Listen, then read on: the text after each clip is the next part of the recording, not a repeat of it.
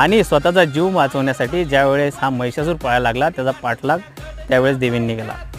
या महिषासुराचा पाठलाग करून देवींनी त्यावेळेस या महिषासुराचा वध केला आणि या महिषासुराचा वध केल्याच्यानंतर विश्रांतीसाठी देवी या गडावर आली होती. तेव्हापासून या गडावर देवीचं वास्तव्य आहे आणि तेव्हापासून या गडाला सप्तशृंगी गड असे म्हणतात.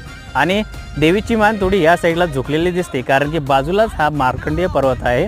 या ठिकाणी मूर्तीची मान थोडी वाकडी यासाठी आहे कारण की या साईडला जे मार्कंडेय पर्वत आहे त्या पर्वतावर असलेले मार्कंडेय ऋषी त्यावेळेस देवींना काही पूजापाठ आणि काही यज्ञामध्ये उच्चारले जाणारे मंत्र ऋचा हे ऐकवत असत, अशी आख्यायिका आहे.